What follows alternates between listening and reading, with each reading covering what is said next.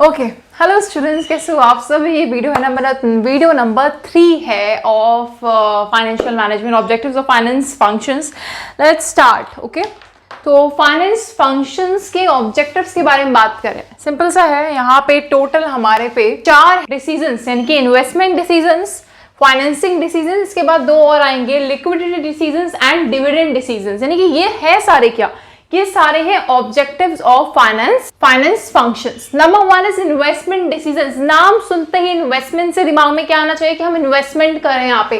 ठीक है, listen to me, investment कर रहे हैं। इन्वेस्टमेंट क्या कर रहे हैं यहाँ पे जो फाइनेंस मैनेजर है उसका काम क्या होता है कि भाई देखो मेरे पास है फंड्स, मान लो मैं फाइनेंस मैनेजर हूँ, मेरे पास फंड्स है, पैसा है खूब सारा, मैं जाके किसी को दे दूंगी नहीं। मेरा अपना खुद का बिजनेस है तो मैं सोचूंगी मैं कहाँ इन्वेस्ट करूं पैसा कि मेरे को उस पर रिटर्न्स आए, मेरे को और पैसा आए, है ना। तो इन्वेस्टमेंट डिसीजन से रेवेन्यू जनरेट होता है, प्रॉफिट आता है एंड हम क्या कर पाते हैं, कॉस्ट सेव कर पाते हैं। यानी कि कॉस्ट कैसे सेव कर पाएंगे, देखो हम इन्वेस्टमेंट करेंगे कहीं ना कहीं तो क्या होगा, हमें उस पर रिटर्न जनरेट्स होंगे, हमें उस पर प्रॉफिट्स आएंगे, हमें रेवेन्यू जनरेट होगा। Number 1 is management of working capital. Working capital मैंने आपको बताई थी जो डे टू डे बिजनेस की एक्टिविटीज में कैपिटल यूज होती है वो होती है वर्किंग कैपिटल। तो उसको मैनेज करना भी यहाँ पे क्या है, फाइनेंस मैनेजर का काम है इन्वेस्टमेंट डिसीजन में। Number 2 is capital budgeting decisions कि भाई हमने कैपिटल का एक बजट लेके चलना है कि हमें कितना कैपिटल लगाना है।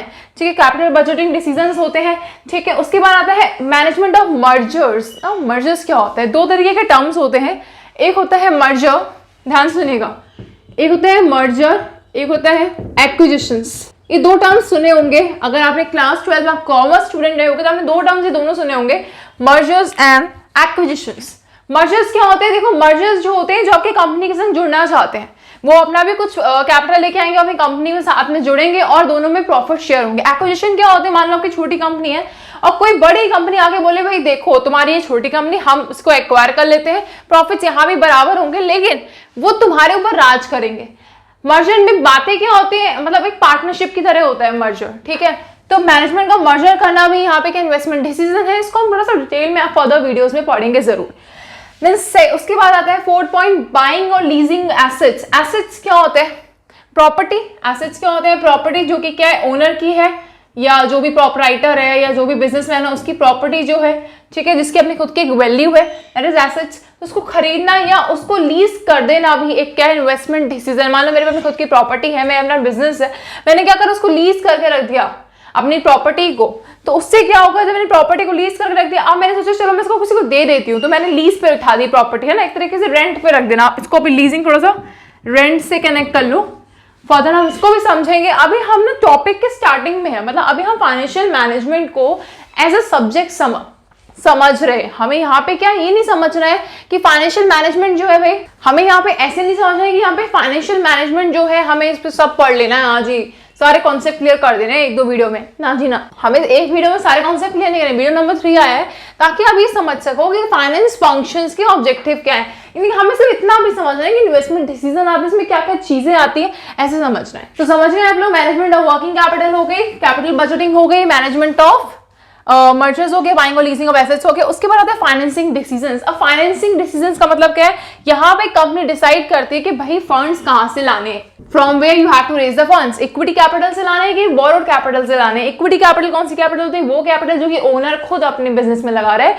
बोरोड कैपिटल जैसे कि लोन हो गए, डिबेंचर्स हो गए, लीजिंग कर दी प्रॉपर्टी को, तो यहाँ से जो कैपिटल आ रही है बोरोड कैपिटल है, जो बोरो करके आ रही है। ठीक है, यहाँ पे क्या होता है, हमें इस तरीके से इन दोनों का मिक्सचर लेना है। क्या लेना है, इन दोनों का मिक्सचर लेना है। Mix of short term and long term financing should be done. मान लो इसमें से कुछ हमने क्या करा, कुछ हमने शॉर्ट टर्म फाइनेंसिंग के डिसीजंस लिए, कुछ हमने लॉन्ग टर्म फाइनेंसिंग के डिसीजन लिए, तो यहाँ पे हमने क्या यूज करा, मिक्सचर, दोनों चीजों को मिक्स करके चीजों को ले लिया। मान लो कुछ इक्विटी कैपिटल लगाई, कुछ बोरोड लगाई। Now the next is dividend decisions and liquidity decisions, इसकी बात करते हैं। तो नाउ अब हमारे पे आ गए हैं dividend decisions and liquidity decisions. Now what are dividend decisions, नाम से लग रहा है कि डिविडेंड क्या है। मैंने इतनी बार सबसे पहले वाली वीडियो में डिस्कस करा था, डिविडेंड जो होता है, जो कंपनी प्रॉफिट कमाती है, कंपनी जो प्रॉफिट कमाती है, जब उस प्रॉफिट में से शेयर देती है किसको, उस प्रॉफिट में से कुछ शेयर होल्डर्स यानी जो कंपनी के ओनर्स हैं उनको देती है, share holders of the company, तो दैट इज डिविडेंड। अब इन डिविडेंड के डिसीजंस को लेने वाला कौन है, फाइनेंस मैनेजर है ऑफ कोर्स। तो फाइनेंस मैनेजर देखता है कि how much of the company's net profit is to be distributed to the shareholders, कि कंपनी का जो नेट प्रॉफिट है उसको कितना शेयर होल्डर्स को हमें देना है, and how much of it should be retain, कितना शेयर होल्डर को नेट प्रॉफिट में से अमाउंट देना है और कितना रिटेन करना है। रिटेन मीन अपने कंपनी में, अपने बिजनेस में रखना है। Retain in the sense means यहाँ पे क्या है, रिटेन अर्निंग्स, कितना रिटेन करके रखना है, मतलब यहाँ पे क्या है, रिटेन अर्निंग्स एक टर्म है यहाँ पे।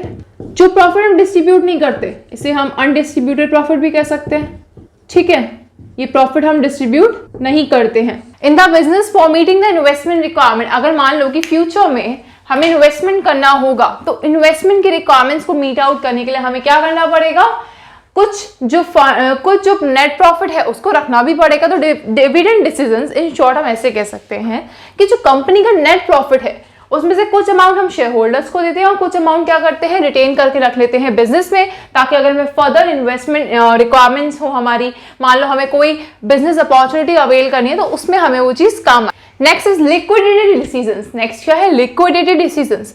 तो लिक्विडिटी का मतलब यहाँ पे क्या है, means that if a firm has enough, यहाँ पे वो हो गया है, if a firm has enough, अगर एक फर्म के पास अच्छा खासा मनी है, अगर वो अपने बिल्स पे कर पा रही है, जब बिल्स ड्यू है, मान लो बिल्स ड्यू हो गए, अब उसको पे करना है, अब अपने बिल्स पे कर पा रही है, and have sufficient cash reserves, और उसके पास अपने खुद के सफिशिएंट कैश रिजर्व्स हैं, ताकि जब भी कोई अनफोर्सीन इमरजेंसीज आए, इमरजेंसीज का मतलब यहाँ पे क्या है, कंटीजेंसीज आए, कोई भी अनफोर्सीन जो पता नहीं है हमें, अगर कोई भी अनफोर्सीन इमरजेंसी आती है, कंटीजेंसीज आती हैं, तो उसको मीट आउट कर सकती है अगर उस पर सफिशिएंट कैश रिजर्व्स होंगे तभी। ये जो लिक्विडिटी डिसीजन है इससे होता क्या है, देखो आगे मैंने एक लाइन लिखी है, this decision involves management of the current assets.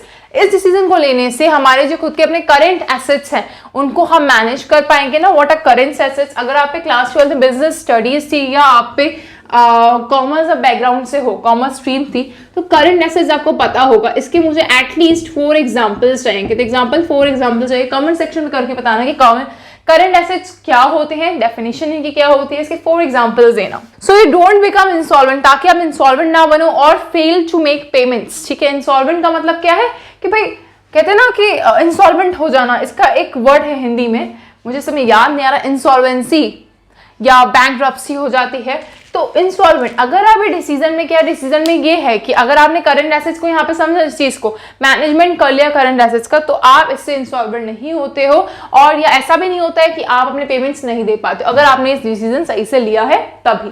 तो लास्ट हमने क्या पढ़ा इसमें, dividend decisions and liquidity decisions. I hope अब आपको सारे डिसीजंस है objectives of finance functions clear हो गए होंगे। सो वीडियो को लाइक करो, शेयर करो दोस्तों के संग, सब्सक्राइब करो कॉलेज ट्यूटर चैनल को इसी तरीके से और सारी वीडियोस के लिए, बेल आइकन को प्रेस करना मत भूलना। Take care, bye bye.